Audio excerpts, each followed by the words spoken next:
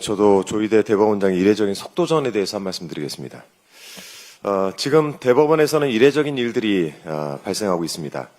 그런데 이 이례적인 일들이 하필 이재명 전 대표의 공직선거법 사건에 국한에서만 일어나고 있습니다. 대법원은 사건이 전원합의체에 회부된 당일에 합의 기일을 진행하고 첫 번째 합의 기일 이틀 후에 두 번째 합의 기일을 잡아서 한 주에 두 번 전원 합의하고 이 공직선거법 사건을 위한 합의 기일을 진행했습니다. 한 달에 한 번 전원합의체 합의 기일을 잡아서 그날 하루에 여러 사건을 심리했던 통상적인 패턴을 벗어난 것입니다. 하다 이제는 대법원 전원합의체마저 오직 이재명입니까? 언론에서도 이례적인 속도전이다, 이재명 사건만을 위한 전원합의체다 이렇게 평가를 하고 있습니다. 이런 일이 벌어지는 배경에는 조희대 대법원장의 의지가 반영돼 있다라고 하는데 도대체 얼마나 강력한 의지이길래 이렇게 밀어붙이나 의심스럽습니다. 조희대 대법원장의 의지는 어느 방향을 향하고 있는 것입니까?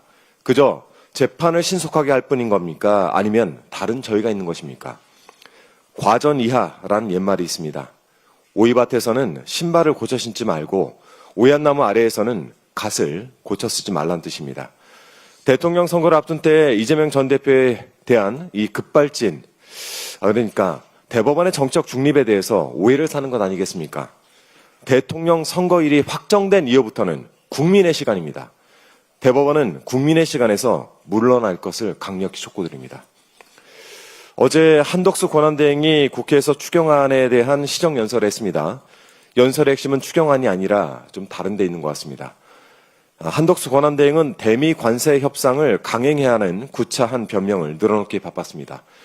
미국발 관세 정책 때문에 우리 산업에 상당한 부담이 초래될 것이다 라면서 협상의 필요성을 강변하고 지금 이 시각에도 여러 국가가 대미 관세 협상을 추진하기 위해서 치열한 경쟁을 벌이고 있다면서 위기감 조장을 하고 있고 우리도 가능한 신속하게 협상에 돌입해야 한다라면서 정당화를 했습니다. 이 협상에서 손떼라라고 한덕수 권한대행에게 수차례 말하지 않았습니까? 온 국민의 사활이 달린 일을 한덕수 권한대행의 사익을 위해서 악용하지 말라고 더불어민주당은 누누이 경고를 해왔습니다. 각종 외신과 틈만 나면 인터뷰를 하면서 협상의 기술에 대한 일장 연설을 늘어놓은 것 잘 알고 있습니다. 그렇게 해서라도 영어 잘하고 협상 잘하는 국가 지도자 이미지를 구축하고 싶었겠죠. 하지만 한덕수 권한대행의 협상력 과연 믿을만할까요? 과거 한덕수 권한대행이 외교통상부 통상교섭본부장으로 재직했던 당시 중국과의 만일 분쟁에서 굴욕적인 협상을 하고 오지 않았습니까? 그 일을 꽁꽁 숨기고 있다가 2년 뒤에 발각되어서 대통령 경제수석 자리에서 잘리지 않았습니까? 그 증거가 온갖 뉴스로 남아 있습니다. 당시 보도 짧게 편집한 영상을 좀 함께 보시죠. 수입 자유화된다는 사실을 은폐한 문제와 관련해서 당시 협상을 담당했던 한덕수 대통령 경제수석과 서규룡 농림차관이 책임을 지고 오늘 물러났습니다. 지난 2000년 7월 중국과의 마늘 협상 당시 통상교섭본부장이던 한덕수 대통령 경제수석과 농림부 차관보이던 서규룡 차관이 오늘 마늘 협상에 책임을 지고 물러났습니다. 일방적으로 이렇게 포기하는 형식으로 외교협상에 임한다는 것은 향후 다른 외교적 협상에서도 똑같이 그 협상을 진두지휘한 건 저였고 관계부처와 협의를 유도한 것도 저고 그러니까 100% 제 책임하에서 진행된 협상이다. 네, 그렇게 100% 본인이 책임지고 했던 협상.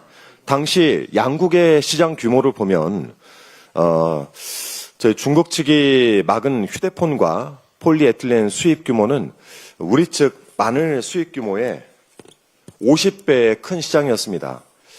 2000년 우리 정부는 중국산 마늘의 관세율을 기존 30%에서 315%까지 올렸습니다.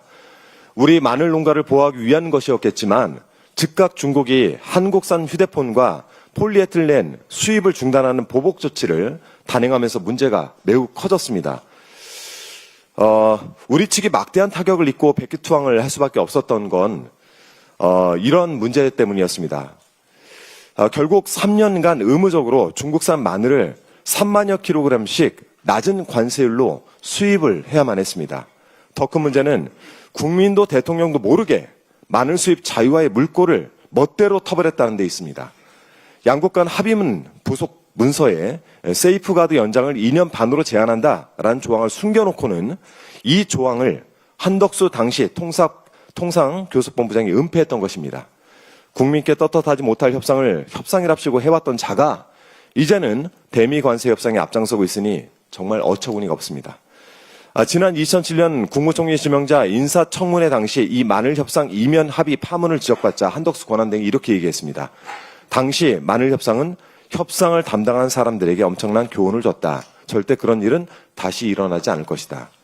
이번 대미 관세 협상에 섣불리 나섰다가 또 큰 손해를 입게 되면 그때도 교훈 타령할 것입니까? 마늘 협상에 한덕수 권한대행에게 남긴 교훈은 단 한 가지입니다. 한 대행은 협상에서 손을 떼라는 것입니다.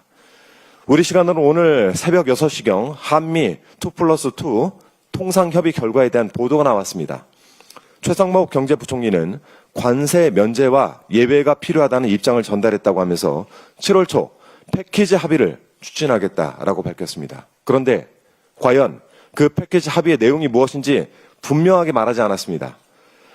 스콧 베선트 미국 재무장관은 한국인들이 일찍 협상하러 왔다라면서 그들은 자기들의 최선의 제안을 가져왔고 우리는 그들이 이를 이행하는지 볼 것이다 라고 말했습니다. 이게 협상입니까? 패키지 합의는 무엇이고 최선의 제안은 무엇입니까? 크게 우려하고 계시는 국민 앞에서 이 내용에 대해서 소상히 보고를 하시기 바랍니다. 그리고 최종적 합의와 결정은 다음 정부의 몫이라는 점 분명히 말씀드립니다. 이상입니다. 네, 다음으로 김병주 최고위원의 발언이 있겠습니다.